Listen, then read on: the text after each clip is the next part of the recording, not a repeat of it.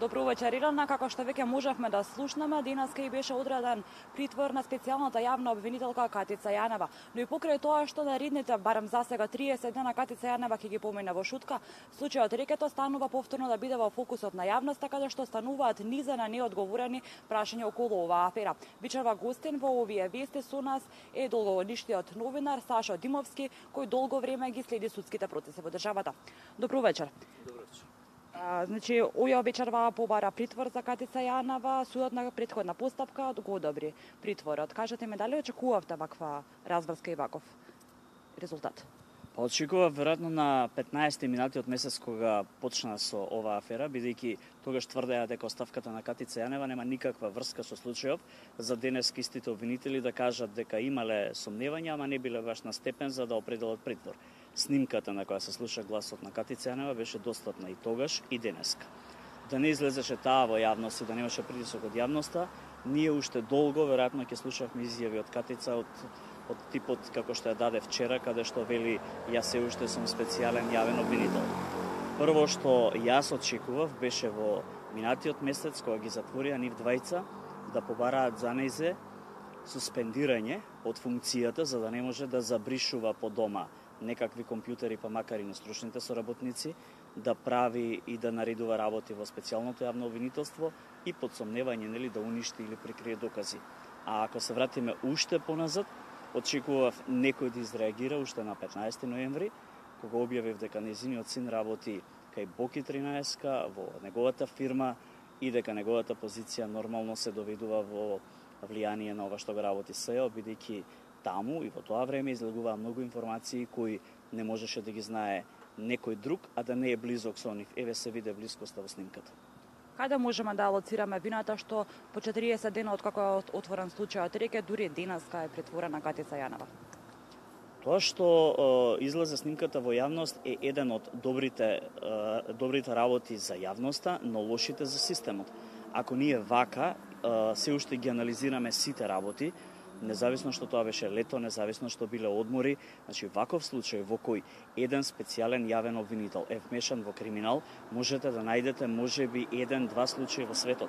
Специјални јавни обвинители во вакви држави, во вакви обвинителства на прсти може да изброиме каде има се формирано од типот на Руанда и држави од од афричкиот свет. Во една демократска Европа ретко се случува и ние на ваков начин со влечење на овој случај 45 дена и не знам уште колку до завршување на истрагата, не и правевме услуга на Катица, туку и направивме лоша услуга на Република Македонија, на владење на правото, на почитување на правниот систем и на довербата. Прашајте еден денеска колку му верува на СЈО сега, после се ова што се случи, вклучително и на обвинителството за организиран криминал. Да не заборавиме дека во тоа СЈО има обвинители кои до вчера биле во организирани, кои треба да се вратат. Значи, не сакам да ги персонализирам сите исто, меѓутоа генералната оценка е и едните и другите му нанесоа штета на системот. Што мислите дека се промени од вчера до денеска? Вчера беше како сведок Катица Јанева, а денеска веќе како осомничена. Што се случи во последните 24 часа за ваква нагла промена во случајот? Во принцип, во предистрага или истрага која води обвинителот, ретко се случува во истиот ден кога го вика да му определи притвор или да му даде статус на осомничен. Вчера мене ми личеше тоа дека и дадоа нејзе маневар и претпоставувам дека била следена или биле користени последни истражни мерки за да видат што ќе превземе во овој период. И мислам дека тоа нејзиното вчерашно силно дека ќе има судење, дека ќе има, па ќе видиме што понатаму ќе излезе, само покажа една таква слабост, реакцијата на адвокатот, него му беше јасно дека таа е веќе на прагот на осомничени, па изреагира да не изнесува некои работи. Тоа што го направи Вилма е само мал маневар, еве да ги соочиме аргументите и евентуално од незините искази да предложи притвор и со тоа да ги оправда дел од мерките, нели основите за притвор, па затоа можеби незини цитати и требале еден ден да ги прочита. Иначе не гледам ништо, ни сме добиле, ни сме изгубиле за еден ден, проблемот е што ние изгубивме во целина со овој случај. Јавноста ја интересира дали навистина Катица Јанева би можела да биде вмешана во случајот рекет за подарок од 5000 евра. Зарем мислите дека Катица Јанева би се впуштила во ваква афера за сума од 5000 евра, што рече си е колку незините месечни примања? Па тоа е уште една навреда на интелигенцијата што денеска дојде од јавниот обвинител, како што минатиот пат на пресконференцијата на 15 јули и јавниот обвинител и неговата заменичка Лилјана Спасовска не убедуваа дека има трговија со влијание, ама дека тоа не се однесува на јавниот обвинител.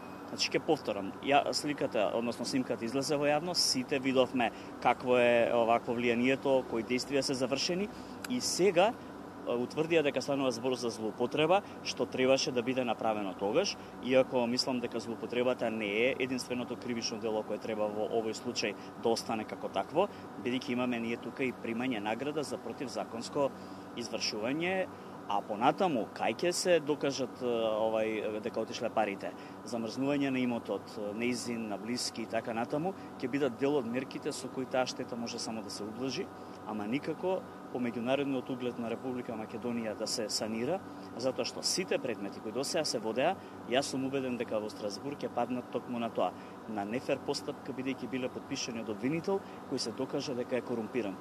Тоа е најстрашното во целата приказна.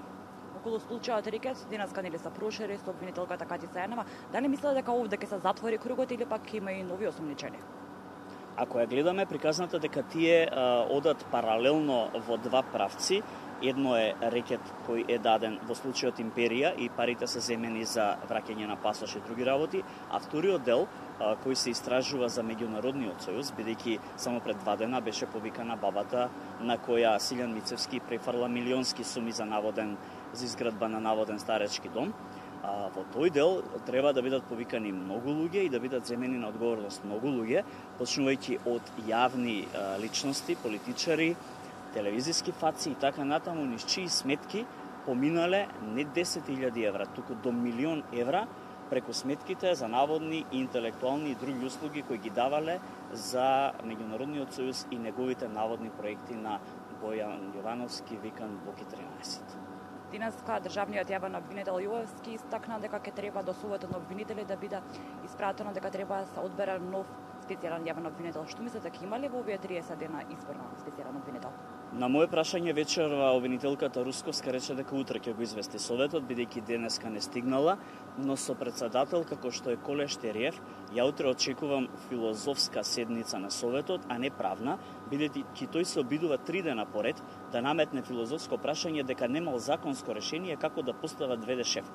Ќерката на Коле Штериев е вработена од Катица Јанева во тоа специјално јавно обвинителство и човекот наместо да се тргне и да го препушти раководењето и одлучувањето на други, 3 дена поред не убедува дека нема законско решение. И на студент на прва година од право треба да му биде јасно, а денеска Јовевски го прочита тоа решение. Ако тие и натаму филозофираат, не останува ништо друго, туку да се спакуваат и да ги напуштат тие позиции, бидејќи законот е јасен. До избор на нов, каков и да биде тој, од редот на замениците, формално не можеме ние да го укинеме обвинителството утре затоа што Катица е во притвор или затоа што Коле Штериев не знае да прочита и да примени јасна законска одредба. Не може се да биде нацртано. Правото е логика, ако некој не знае да логицира, не е ни за правник. Доколку истрагата покаже дека Катица Јанева е сторител на делото, колку години затвор може да одлежи? Јас не се сомневам дека е сторител на се ова што досега го имаме како материјал низ јавноста, а и вклучително сознанијата кои велам од ноември па наваму ги пишував или делумно бев запознат со одредени работи кои се случуваа. Мојата прогноза е дека ако дојде до судење 12 години во овој случај минимум би биле. Ви благодарам на вечерашното гостување во вестите. Тоа беше нашиот вечерашен гостин, новинарот Сашо Димовски. Вие останете на телевизија Алфа и за повеќе информации во утрешните информативни издања и секако на веб страната на alfa.mk.